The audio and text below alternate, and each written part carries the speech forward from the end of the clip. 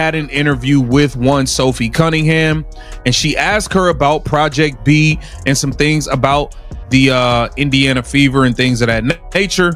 And it's very interesting and very telling, some of the things that Caitlin Clark had to say. I said Caitlin Clark, Sophie Cunningham had to say. And I don't know if Sophie Cunningham just dropped the line that might define the WNBA's next era. If people are going to pay you multi-million-dollar deals, why wouldn't you? No speculation, no rumors. This isn't a bold prediction. It's a starting guard for one of the league's most valuable teams, spelling out exactly what's coming.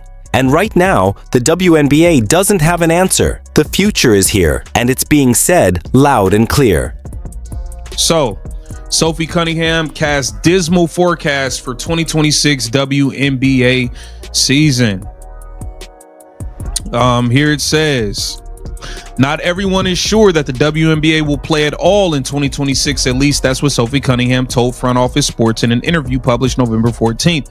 In addition to the ongoing CBA negotiations, Cunningham addressed a few key topics, including her future with the Indiana Fever and the rumors surrounding Project. Here's why this is huge. The WNBA isn't just haggling over raises in the new CBA, they're pushing exclusivity clauses that would block players from chasing rival leagues like Unrivaled or Project B. And the numbers tell the real story. Project B is dangling $2-3 million for a November to April season. Sophie Cunningham? She's making under $200K in the WNBA. The math doesn't lie. The league is essentially asking players to sacrifice generational wealth for loyalty to a system that's underpaid them for decades. The CBA negotiations, things are not progressing at a pace that seems particularly helpful or even appropriate. She noted that her understanding is the last time the WNBA leaders and the WNBPA met was 2 weeks ago, and said, I know our execs are talking with their people every single day. I don't think there's been much movement. I think at least there's communication.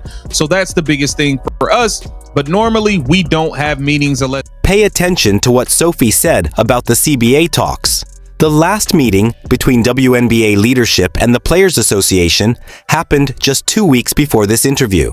2 weeks. The current CBA expires in October 2025, and we're already deep in the off-season with almost zero progress. Sophie's words were blunt. I don't think there's been much movement. Translation: they're nowhere close to a deal.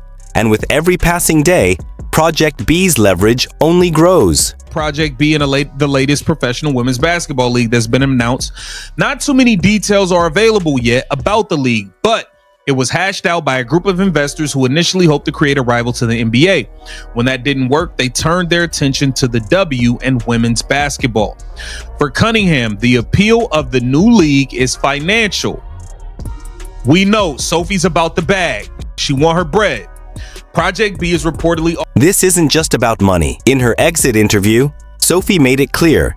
She wants to earn enough on her next contract to buy a house. Not luxury, just basic financial security that most pro athletes in major leagues get on their first deal. She wants to stay in Indiana. She wants to play with Caitlin Clark, but she's not taking pennies on the dollar to make it happen.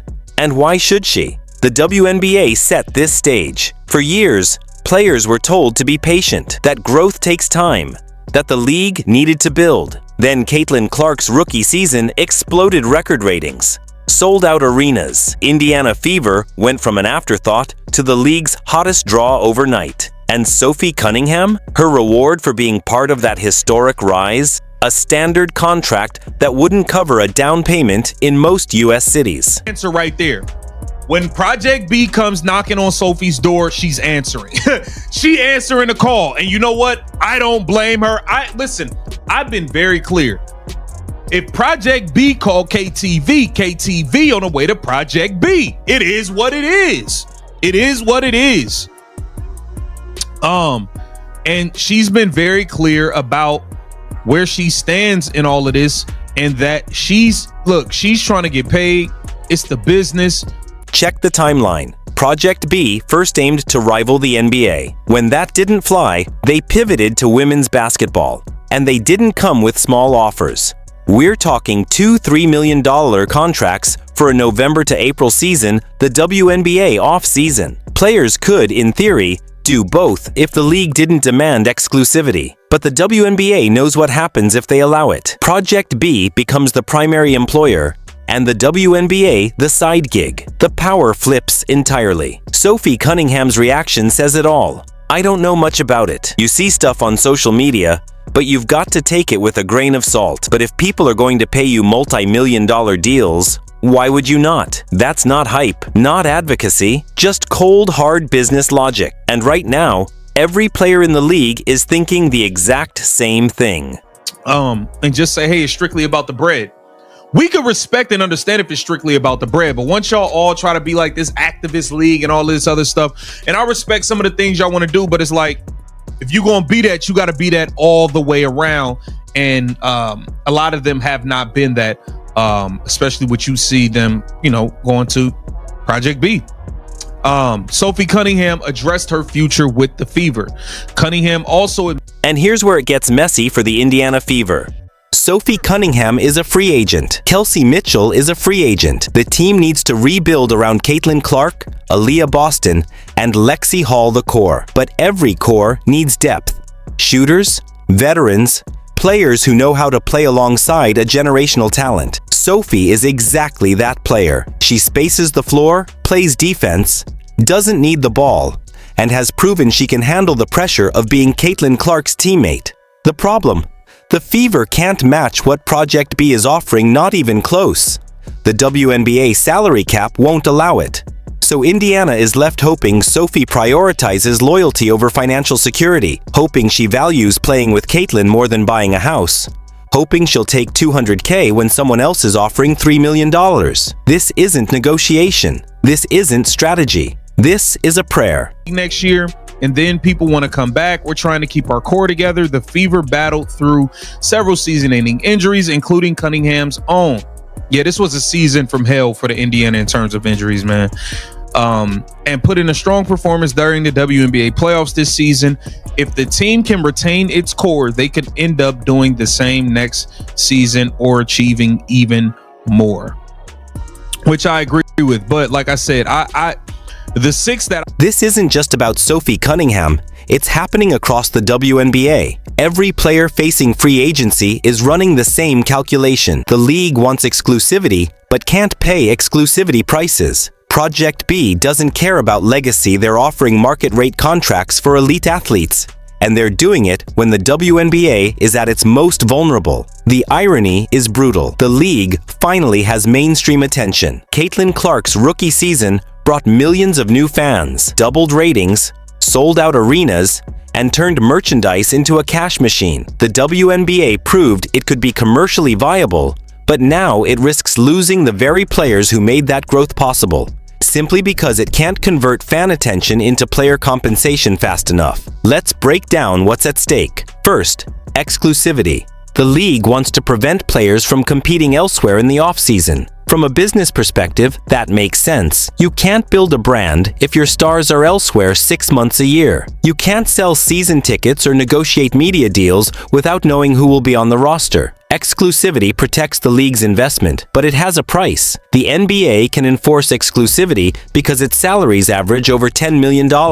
Players have secured generational wealth, so going abroad or playing elsewhere in the offseason is unnecessary. The WNBA average salary? Around $130,000. Not generational wealth. Not enough to retire on after a decade. So when Project B offers $2 to $3 million, the exclusivity argument collapses. The league is asking players to sacrifice financial security for loyalty to an organization that has never delivered it. Second, stalled CBA negotiations. The current agreement expires in October, less than a year away. No deal means a potential lockout. No games, no revenue, no exposure. And each day of a lockout gives Project B more time to recruit with guaranteed contracts. The WNBA has leverage now, but that leverage evaporates if the league goes dark. Third, Caitlin Clark. She changed everything. The Fever went from 4,000 fans per game to 17,000 seat sellouts. Network TV viewership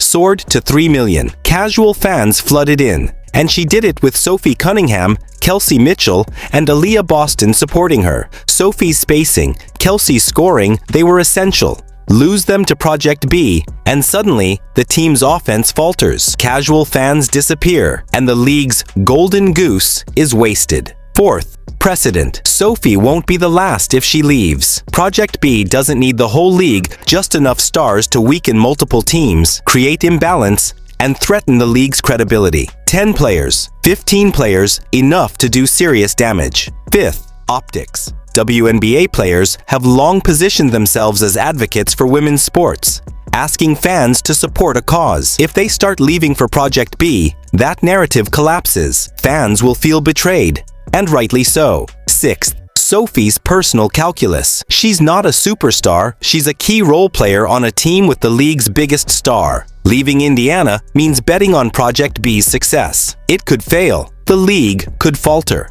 She could be 30 with no WNBA team and no Project B contract. Yet, even knowing the risk, she's considering it because $2 million is transformative. A house, retirement, financial security for life. The WNBA can't offer that, not even close. For her, the question isn't whether to take the gamble, it's whether she can afford not to. Seventh, the league's response, or lack thereof. The WNBA is facing its biggest existential challenge in decades, and its handling of these negotiations will determine whether it keeps its stars or watches them walk to a rival willing to pay what they're truly worth.